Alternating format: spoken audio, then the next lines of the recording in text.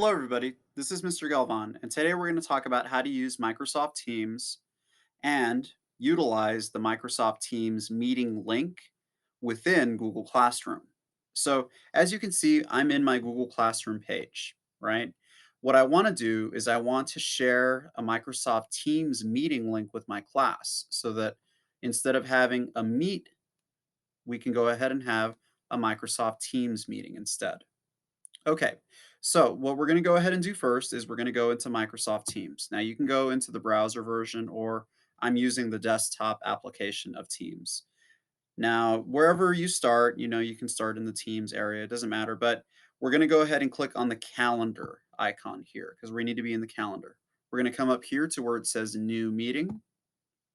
When we click on new meeting, at this point, you can add the specifics of your meeting, although it doesn't matter a whole lot, but you can give it a title at the very least. So, demo meeting one. Now, the required attendees, this is a very important piece of information here. What you're going to need to do is you need to have at least one meeting attendee. Okay.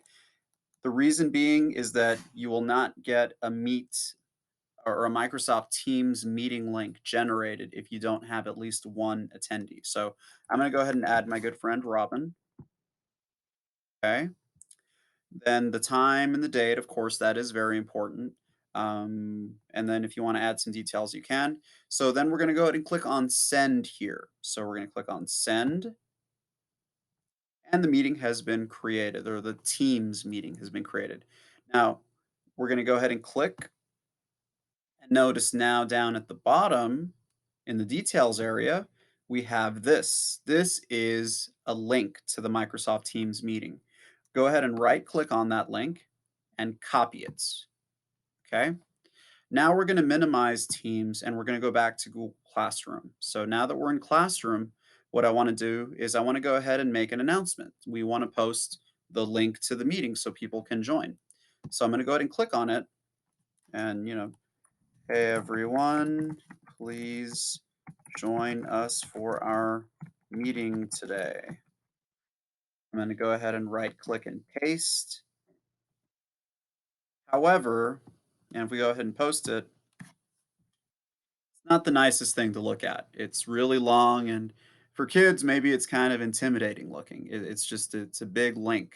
So how do we make this link smaller? What we can go ahead and do instead is come up here to use the Bitly extension, or we can just simply go to the Bitly website. So I'm going to go ahead and do a search for Bitly, Bitly, the first one that comes up. So we're going to click on that. And now that we're in the Bitly website, well, at first it's going to ask you to log in, and you can go ahead and log in and register and do all that stuff. But once you've logged in and registered for their free account, you don't have to pay for this. You come up here, and this is the Create button. That's what you're going to be using. So I'm going to click on Create. Now this box is going to appear on the side. I'm going to turn off my webcam so that it won't be obstructed, or the box won't be obstructed by the webcam. So let me do that. All right, now here you're going to right click and you're going to paste that really long link that we got from the Microsoft Teams meeting. And it's huge, right? So it does it automatically. And at this point, all we have to do is just copy. Now, this is it here. You can kind of tinker with it if you really want to. You can mess with it. You don't have to. You can leave it as is. It's functional. But if you do change anything, you do have to click on save. Okay. So we're going to click on copy. We're going to come back over here. We're going to right click. And well, actually, we should make the announcement, right? Hey, everyone. This is the link for today's meeting. We're going to right click on a We're going to right click, paste. Notice the tiny short link. We're going to post that. And this link is very functional. So what I'm going to do now is I'm not logged into Teams on my browser. So I want to show you what it looks like if somebody who's not logged in goes into Teams. Now, again, I'm not logged into Office 365, right? So I'm going to go ahead and click on this now. And it's asking me what I want to do. It's asking, do I want to stay in the browser or if I want to open Microsoft Teams? And now, for a lot of students, I mean, maybe they don't have a laptop, maybe they have a Chromebook. So, what we can go ahead and do instead of using the application, the program on the computer, we can go ahead and click cancel and we can do continue on this browser. If we do the continue on this browser, Microsoft Teams loads up in the browser and take a look. I can go ahead and put my name.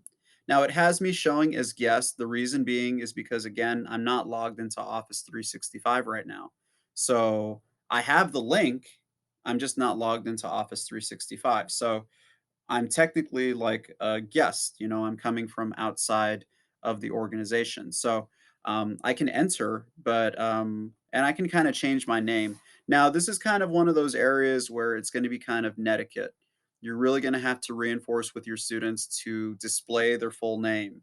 You could maybe even have it as part of the grade that they have to have their correct name and not something silly or even, outlandish and horrible.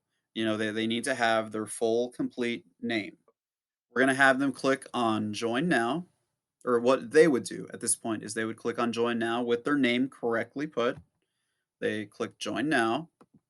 Now, this is an important little message. So they don't just get to jump in the meeting. Okay. They have the link, and of course, you shared it on Classroom. You meant for them to see it.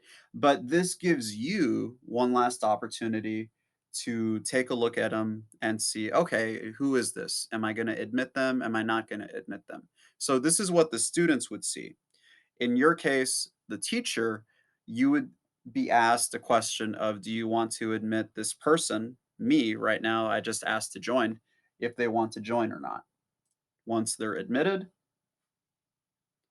it connects, and you hear an echo because I have the host computer and another monitor. And that's it. The student is in the meeting. Too much echo. So that's a little bit about how this works. So what we've done is we've successfully launched a Microsoft Teams meeting, shared the link on Google Classroom, and had the students go into the meeting without necessarily even having been logged into Office 365. So just wanted to provide you that information. I hope this helps.